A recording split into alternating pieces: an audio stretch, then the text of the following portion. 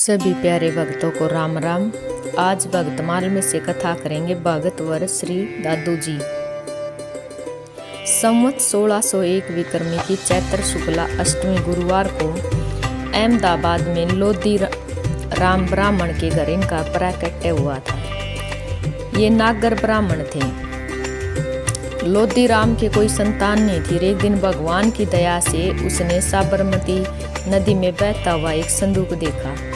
नदी में से उसने संदूक को निकाल लिया और खोलने पर देखा कि उसमें एक परम ज्योतिर्मय छोटा सा बालक हंसता हुआ लेट रहा है। उसने उस बालक को घर पर लाकर अपनी स्त्री को दिया और उसकी स्त्री भी उसे भगवान की कृपा पूर्ण देन समझकर बड़े प्यार से पालने लगी। भगवान की माया से उसके सतनों में दूध भी आ गया। माता पिता के लाड प्यार से पलते हुए दादू जी दूज के चांद की तरह दिनों दिन बढ़ने लगे।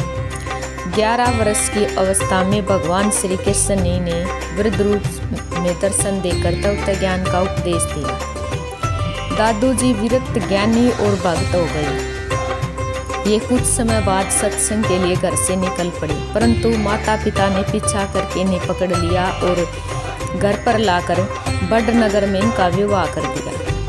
परंतु शारीरिक बंधन इन्हें बांध थोड़े ही सकते हैं। 19 वर्ष की अवस्था में फिर घर से निकल पड़े और घूमते घामते ये जयपुर राज्य के अंतर्गत सांबर ग्राम में जा पहुंचे। यहाँ पर दादू जी ने अपने को छिपाने एवं शरीर यात्रा के लिए रुई पीनने का कार्य आरंभ कर दिया। तदंतर 12 वर्ष तक कठिन तपस्या करके पूर्ण सिद्धि प्राप्त की। ये निरंतर लय योग एवं भक्ति रस में छके रहते थे। इनको वचन सिद्धि भी प्राप्त थी, परंतु ये करामात दिखाना पाप समझते थे।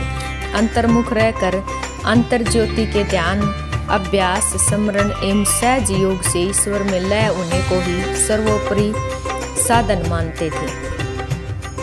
हिंसा सत्य अस्ते सोच शांति अपरिग्रह वैराग तितिक्षा क्षमा दया समता निर्भिमानता एवं आजर्वय आदि सात्विक गुणों की प्राप्ति के लिए साधन करने वाले को ही साधु मानते थे। इन्होंने अपने मत को कोई संप्रदाय का रूप नहीं दिया था, किंतु कुछ तो इनके जीवन काल में ही और कुछ इनके पीछे से होते होते एक संप्रदाय बन ही गया।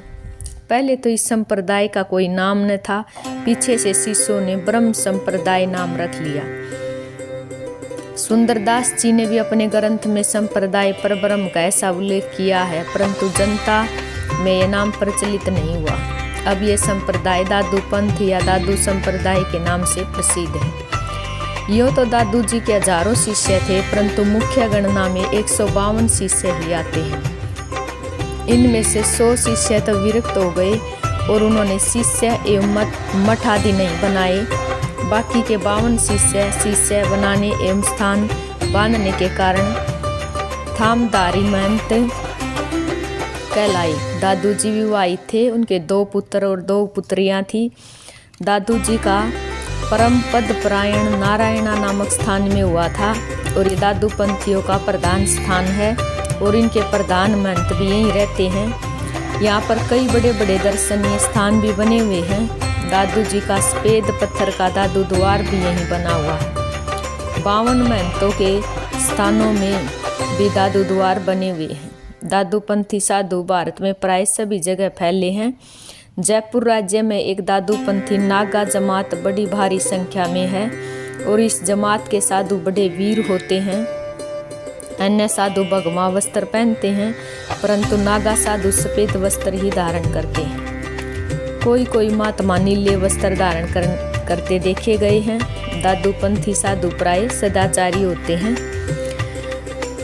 गरीबदास जी की वाणी में भी लिखा है कि दादू राम जी को एक दिवस अपनी सभा में बैठे थे और तब लोगों ने पूछा कि इस सभा में ऐसा भी कोई है जिसने कबीर साहब का दर्शन किया हो। उस समय एक बूढ़ा मनुष्य बोला कि महाराज मैंने कबीर साहब का दर्शन किया है। उस समय दादू राम ने कहा कि यदि तुमने दर्शन किया है तो मुझको सतगुरु का रंग रूप बतलाओ।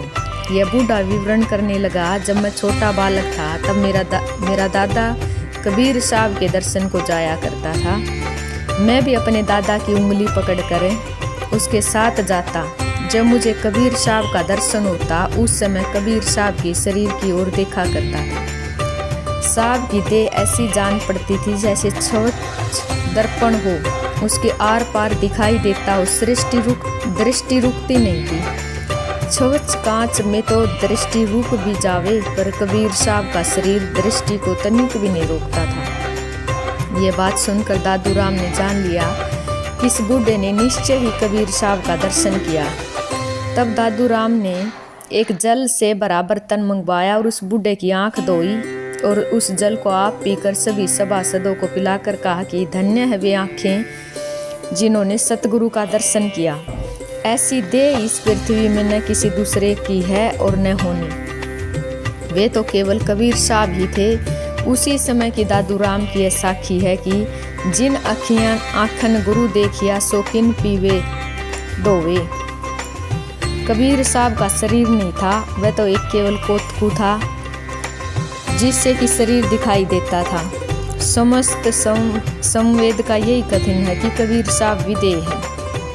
उनकी देह केवल देखने मात्र है, वास्तव में नहीं। गोपाल दास दादू पंथी कृत दादू राम जी की जन्म साखी के पहले विश्राम के अनुसार दादू राम जी संवत 1601 विक्रमी में उत्पन्न हुए थे और जब 11 वर्ष के हुए तो उनको कबीर साहब बुड्ढे के रूप में मिल गए। उस समय दादू राम लड़कों के साथ खेल रहे थे और बूढ़े बाबा ने उनसे एक पैसा मांगा। दादू राम ने पैसा लाकर उसी समय दे दिया और पैसे का बूढ़े बाबा ने पान मंगवा कर खाया और पीछे दादू राम जी से पूछा कि इस पान की पीक कहाँ डालूं। दादू राम ने कहा मेरे मुंह में डाल दीजिए। बूढ़े बाबा ने पान की पीक दादू राम के मुंह में डाल दी। उस समय दादू राम का हृदय स्वच्छ और प्रकाशित हो गया। कबीर साहब अंतर ध्यान हो गए। जब पहले कबीर साहब मिले तब दादू राम ने पूछा कि आपकी क्या जाति है, कहाँ रहते हो, क्या नाम है। कबीर साहब ने उत्तर दिया कि मेरी जात पात कुछ नहीं है, मैं सब स्थानों में रहता हूँ, बुड्ढन मेरा नाम है। जो मुझसे प्रेम करता है वही मुझको पाता है, दूसरा नहीं। 7 वर्षों के पीछे दादू राम को सतगुरु फिर दिखाई दिए और दादू राम का काम पूरा कर दिया। पीछे दादू राम का धर्म पृथ्वी पर प्रचलित हुआ और लोग उनके उपदेश ग्रहण करने को आने लगे। उनकी बड़ी कीर्ति हो गई। बूढ़ा बाबा दादू राम का प्रसिद्ध गुरु हुआ। सभी प्यारे भक्तों को राम।